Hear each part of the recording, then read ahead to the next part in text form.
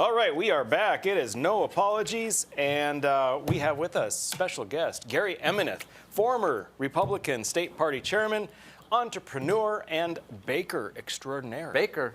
That's what I've heard. Is that's you found your jam, you found your life's calling as a baker. Is this true? It is true. I love baking bread. In fact, I've had some of his bread just too. this past week, somebody came into my store in Phoenix and said, "You have the best bread in Phoenix." Whoa, isn't that something? That's and great. there's some pretty good bakeries down there. That's pretty great. That's kind of fun. I would imagine.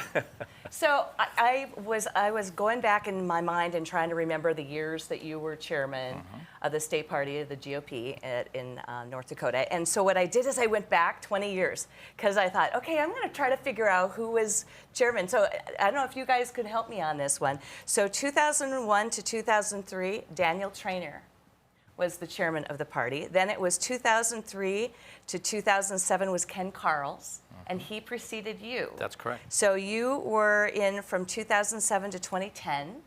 And then after you, it was Stan Stein. And then that was from 2010 to 2013. 2013 to 2015 was Bob Harms, also from Bismarck. And then after Bob Harms was Kelly Armstrong. He was the chairman of the party, now U.S. Congressman Kelly Armstrong. But he was the chair of the party from 2015 to 2018. 2018 to 2021 was Rick Berg. And then now, just since June 19th, it is 2021, June 19th, it is Perry Schaefer of Mandan. And we have asked him to be on the show, but he hasn't been able to be on the show yet. So when I got involved in politics, Gary was chairman. That's the first time I got involved. And, you know, it goes back to the Tea Party. Because I was going to call because that I want too. to talk about that with the Tea Party absolutely. and what's going on within the party. But the Tea Party was when I had met you. Yeah. And I thought, well, we'll see if he hangs around. And Yeah. you did. Yeah. Well, And I'm glad you bad did. And I am very glad you like did, a by bad the way. rash. Yes. You're welcome. I didn't say that. I started getting more interested in politics because of what was going on in the national level with George Bush, TARP, and then Obama and his intent to transform America. But also, we were starting to get more and more revenue from oil, and we were spending it, and I'm like, things going crazy. So in comes the Tea Party, I get involved, and I had a discussion with you. I didn't even know what the heck I was doing, but I went into the headquarters to join the Republican Party, and I said, I want to join the Libertarian Caucus of the Republican Party. She looked at me like I was crazy. And she said, well, there's some people that feel that way. You can, Hang with them. So I did. And I had the gumption. I contacted you, and I don't know if you recall, but I gave my 2 cents for what it was worth at the time. And I said, I think it's really important that the GOP embrace the Tea Party and because of the whole Big Tent thing. I don't like Big Tent, but this is a part of the tent we do want to bring in. And so I had that discussion with you, Gary. I'm not sure if you remember, but I do. Actually, I do. Yeah. You know what's interesting is the difference what's going on in the battle in the party today to when I was chairman, which was 2007 to 10. And there was a little guy, you missed one little segment. Okay. I didn't finish my second term. Right. Tony Clark was in there for about half a year or something. So Tony Clark was in there. Wow, I missed out and that he one. just had to fill in a little bit. And by the way, just to be fair to Curly, Curly was the chairman just before 2000. So Curly Hauglin, the former national committee man, was chairman then. Yep. But you know what was going on in the party in those days, what Republicans were united because we had a common enemy. Because we still had Dorgan, Conrad, and Pomeroy. Right. And I felt we needed to embrace the Tea Party and even more the Tea Party, the Ron Paul people, because in 2008 we had a caucus in Bismarck. I remember and that. I remember there was a lot of concern from the Ron Paul group, and it was pretty aggressive and pretty intense that time. They worked hard and they were very organized. And when we had the caucus, they said, how do we know you're going to count the votes fairly?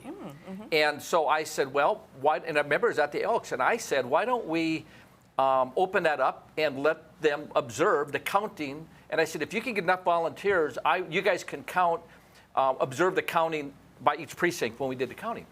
And I can't tell you the heat I took over that, because the establishment was pushing back against the Ron Paul people.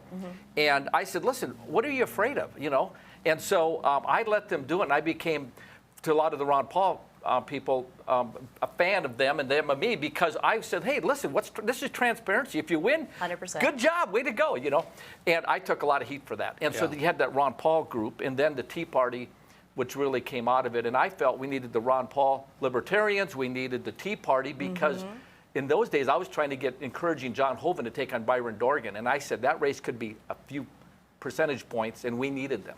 Right. So, you know, we were unified then, different today because there's no Democrats and they're not relevant, you know, like they kind of were in those days because we had Dorgan, Conrad, and Pomeroy. Right. You know, so it was a whole different time. It's funny how things have morphed and changed over that amount of time, isn't it? I mean, It a is. lot has happened in just those short years in our state when Right. you look at the party that way. And that, you know, there's so many directions we can go with the little bit you already talked about, but this harkens back to last week we were talking with the chairman of District 2, Justin LeBar, and there's that aspect of you wanted it, I want it all the time, Justin wants it, just transparency, honesty, being forthright, take the votes, let the chips fall where they may, and that's it. And that's what's concerning to me about those that are, I don't know if we want to call moderates or establishment, doesn't matter, but I mean, just get your people out and let them vote and let it fall where, instead of all the kind of the tricks, and we're going to have pre-printed ballots and we're going to break into counties or we're going to break into precincts, just whatever it takes to keep our power. I don't know, but I think that is the one thing that is consistent, is that the people that really just, all they want is freedom. They just want to push the platform of limited government, lower taxes, personal responsibility, more freedom. We're fine with whatever happens. Let the chips fall. You know what bothered me, and I took probably the thing I took one event I took the most heat for was we did a Take Back Washington event, and we canceled the Lincoln Day dinner that year. And I said Tea Party was just coming on, and I said let's do an event. And I got Scott Hennon involved. We had Michelle Bachmann. Bachmann, I remember that. Michelle Bachmann spoke, and we put all the elected officials up front. And they couldn't speak. They had to listen. So the mics were in the audience. And we had almost 1,000 people at that event. I was there. And I had one elected official that came to me and he said, Emineth, this is going to be a train wreck. And when it's done, we're going to have your head on a platter. Wow. And I mean, and here was a party leader, and their point was, I was embracing the Tea Party, which were just, I went to a lot of Tea Party events. I did never too. spoke as a party chairman because I didn't think it was appropriate. I did speak. Did you? Well, and what I was concerned was, when you went to one of those events, they were all just Americans with flags, lawn chairs, you know, having a cup of coffee, saying the Pledge of Allegiance, praying, and when they all left, you wouldn't know they were there. Yep. It wasn't like the left in their crazy writing. Right. And so I go, these are our people. Yep. These are, just because they haven't been involved before, they need to be. And so it was a event that I thought was probably the best event in the party's history. I mean, conventions are great, but this was 1,000 people where all elected officials couldn't speak. They had to listen. And I took some heat for that. What but in the end, it was a great idea, event. I though. didn't lose my head, by the way. I'm still here. So I actually emceed an early Tea Party event at the Capitol, and then I also took my little small boys at the time, and we marched around the federal building one time for you. with the Tea Party people too, and those were good times. That's awesome. And great people, excellent people, just a really good quality. Well, that's person. the thing, is if you embrace the principles, you embrace these people. Right. If the principles are just a byproduct of being part of a special social club, and you're trying to protect yourself and your power, then that becomes more important. That's right. And that's why we have this. That's why we have this barrier. That's why we have. You know, people are talking about the Civil War, and there's all this marginalization of the conservatives or the Bossiats or whatever. And it's really all about protection of power more than it is about trying to really hash out what the Republican Party is about. I've been always open to debate, and I like it because, you know, listen, my wife and I'll fight once in a while. You know what? And that's good. Yeah. I mean, we don't duke it out, but we talk through it. And sometimes that's the best thing because we get the issues we maybe wouldn't get otherwise. And I recall on the party, I took a lot of heat from a sitting governor at the time because it had to do with, I think it was eliminating income tax. I don't remember, but anyway, the governor was opposed to it, but we passed at the party convention. It was in our platform. So I sent an email out to our 15, 20,000 people saying, by the way, vote no on this because of da-da-da-da-da. And I got a call from the governor, who then said, I'm contrary to that position. I said, well, it's in our party platform. I didn't think I need to get okayed by anybody. I'm a chairman of the party. You're the governor. Well, anyway, I took some heat for it, but in the end, he was really gracious about it, said, fair enough. And he was good about it. But that's why we have platforms, because First Amendment protects us to get together as individuals to align with people that agree. Yep. And that's why we're involved in the party. The platform is the thing that defines Amen. the Republican Party at that particular time. During the break, you were talking about kind of how you had this I guess, formulation of your thought on the Republican Party, 3 or 4 points. And I found it fascinating. So can you share with our viewers? Yeah, sure. When I was chairman, the party, when I see the party, when people talk there's a civil war today compared to when I was chairman in 2007 to 10. One, we had a common enemy because we had to deal with Dorgan, Conrad, and Pomeroy. So Republicans kind of got along. That kind of occurred with that. And now we have, the Democrats aren't even relevant. So if you go back and add the second point, the Democrats in North Dakota are so far left, they're not relevant. So you look at the numbers in the legislature, statewide office, Congress, they're not competitive because nobody agrees with them. And thirdly, that happened is oil. We have so much spending going on because Republicans have become liberal spenders because all this oil money. I mean, I think the number of revenue collected in our state, 50% of our revenue collected, it comes from oil extraction and oil production, and 26% of our general funding, which is ongoing spending, is committed from the oil industry, and that does not include sales tax, income tax collected from the oil industry people. So we're so reliant on that I think Republicans are becoming liberal in their spending and Democrats. And so that third point is we become big spenders, which is, I think, been a big problem. And fourthly, back when I was chairman, we struggled always to get great candidates. So we didn't vet our candidates always because they said, we got to win. This is the most electable. Well, what happened in time, the result we have today is we have a lot of Republicans who should be Democrats in philosophy, and not the left Democrats, but moderate Democrats, which are still to the left of center for Republicans, that are now elected officials or elected legislators. And that's the fourth point I would say. So when we say, why are people giving the Bastiat caucus grief because they're libertarian or conservative?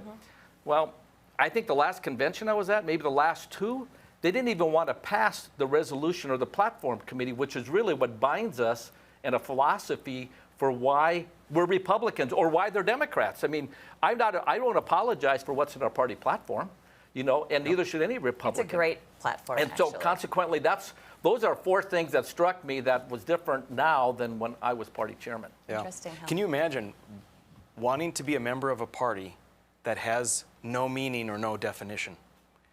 It doesn't mean anything except you're likely to win. But, Gary, to your point about that 50% of our spending comes from oil, that I don't think we can overstate that. If we say it a different way, if we didn't have oil, we would be spending half as much. Meaning, oil has allowed us to spend twice as much as we need to. And that is what I have been saying. If we weren't an oil-rich state, we'd be spending half as much, which means we could get rid of income tax or property tax, or as Justin said, we could technically get rid of both, but I don't want to make people pass out. Right. But you could certainly get rid of one or the other and still be spending far more than we need. What it bothers me is everybody, and it includes my good conservative friends, will say, I will support some infrastructure investment. But that's kind of become pretty foggy. I mean, we saw what Washington did in their last $1 trillion infrastructure investment, and how my good friends, senators and congressmen, support some of that because infrastructure. So we use that a lot. And granted, our roads need to be updated and all that stuff, but what's included in infrastructure? And then that just dilutes everything else. And it's just a tragedy because we needed some things, investment in North Dakota without question. But to the degree we're doing it, it's tragic. And that's why Republicans are fighting with conservatives because, I hate to use the word rhino, but they're spending like Democrats in many instances. And if you debate it or if you disagree, especially if you're part of the Bastiat caucus, you're bad people. It's always the labels. I mean, I have really tried it. We try to get away from labels as much as we possibly can on the program, but it's difficult because you're right. There's name calling going back and forth within the same party, and that is problematic. One last thing I would say, I hate to get into picking on somebody, but I was a big fan of Rob Port. When I was chairman, Rob Port did a great job with Say Anything blog. And I've watched him in the last 2 years take your name, take Jared Hendricks. Jared's a friend of mine. Don't agree with him on everything, but he's a great libertarian. But the adjectives they put, and in the context of which he writes a sentence around them, he demonizes them. And what it does is I've had many Republican leaders in the state corner me and want to talk about those bad Bastiat guys. I said, you're giving that caucus way too much credit for things they did and did not do. Yeah. And that also includes Jared. And when Rob Port takes those adjectives and puts them in the context of just this one he wrote about a week ago, I was shocked that he would do that. I was going to write him a pretty tough text and an email about it. I did, and I should, and maybe I still need to. Well, but you that's just the told problem. him here, so this will help. Well, so. Rob's a lost cause. Rob, I'm disappointed in Rob probably possibly more than any other human being, because I thought so much more of him, and I don't know what it seems like he's maybe motivated by Fargo Forum, Governor Burgum. I don't know what it is. But it is an unfortunate thing. Now, the other thing I was going to talk to you about, though, is that spending. I think, and this is, I'm not supposed to go here, but I think that Governor Hoeven exemplifies the situation in which we have someone who is not well grounded in the principles of the party or the platform as it stood then or as it stands now. And he was a big spender. He is we can say rhino, whatever it is. But the point is that North Dakota started having a tremendous increase in revenues, and they had a person at the helm who had no problem spending because they were not grounded in those principles. And you had a legislature who wanted to support the governor of their party, and so they went full in with all of this spending, and they also were not grounded. And then this was doubled down because we had Dalrymple, who was the lieutenant governor of Hoeven, who is also a big spender. And here we are, 10, 12, 15 years later, when we talk about North Dakota legendary, we could have been legendary. Yeah. And instead, we were legendary in spending like drunken sailors. I actually was at a dinner where a comment was made to a then sitting governor about spending all this money, and was called out on it, and said, why do you think we have to spend all this money? And he said, well, we have it. Why wouldn't we? Yeah. Well, you know what, folks? But it wasn't Governor Hoeven, so I'll leave it at that. All right. Gary, I wanted to ask you about something. I recall at a state party convention, and I think it was 2012, and I witnessed you standing up and challenging the state party chair after you had just been the state party chair, and calling them out for what was going on. And I recall you saying something to the effect of, this is a railroad job. Tell us about that. That was a big moment. I had chaired the two previous state conventions in 2008 and 10. And the way Republicans select their delegates is through a committee, and they go through this criteria based on giving and time and blah, blah, blah. And it really is an election. But anyway, we had I had worked for Rick Santorum, and Rick won the caucus. And so he had the majority votes. Ron Paul came in second. Mitt Romney came in third. And when all the delegates were selected to this committee, about 80% were Romney people that were going to the convention. And at that point, the day of our convention was the very first day names were actually assigned to delegates.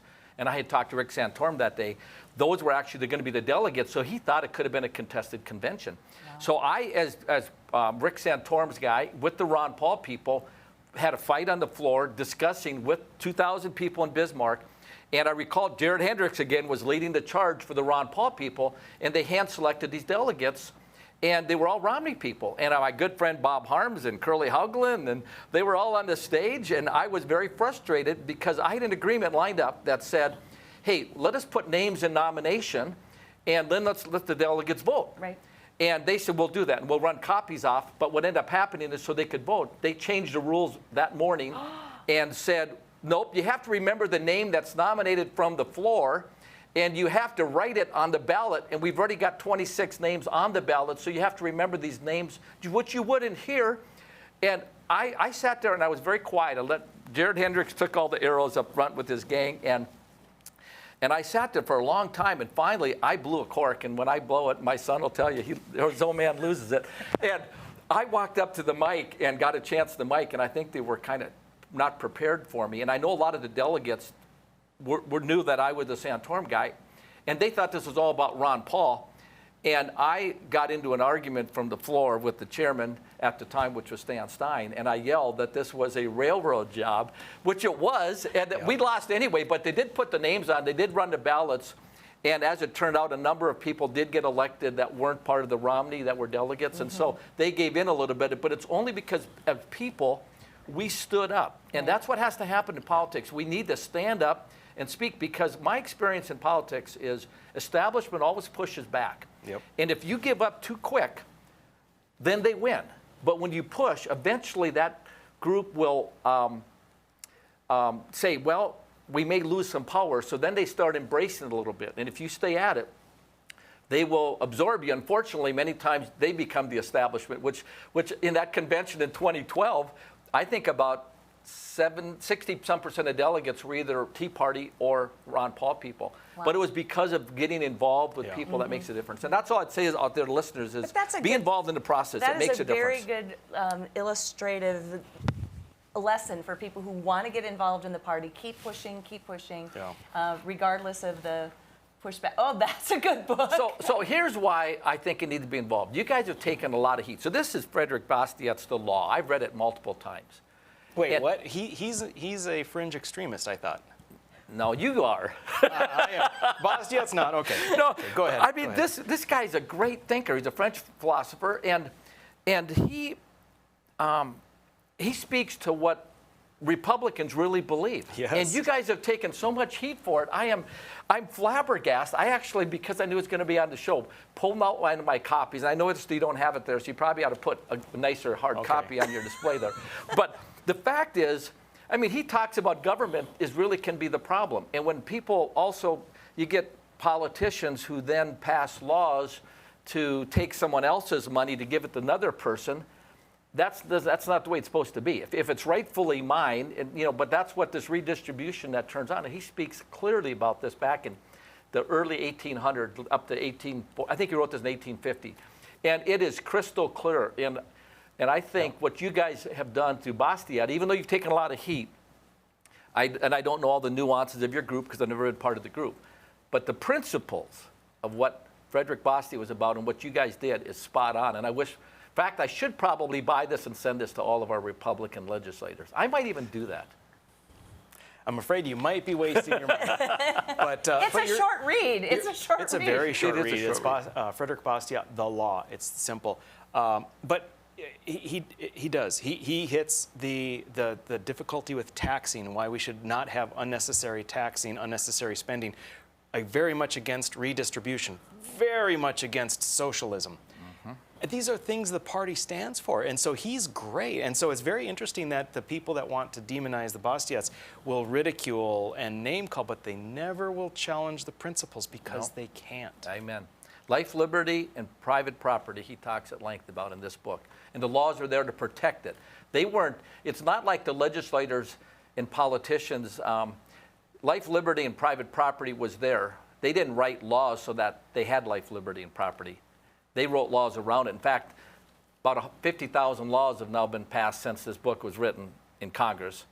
And, so when we have our Constitution, you got to deal with 50,000 other laws. That's the problem. So I'll leave this copy for you. Thank you.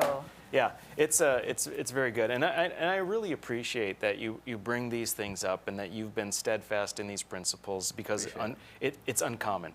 And if it were common, we wouldn't have this quote-unquote civil war because it would be part of the Republican Party, and it should be. Amen. And this is a fight that's been going on. My political hero is Barry Goldwater, and it's been going on since even before his time, but especially during his time, and now again. And so, as you said earlier, Gary, we just need to keep fighting. Don't. Yep. They're going to have a lot of victories because they're in power. Yep. You have to expect that, accept it, but keep on pushing, folks. Keep on pushing.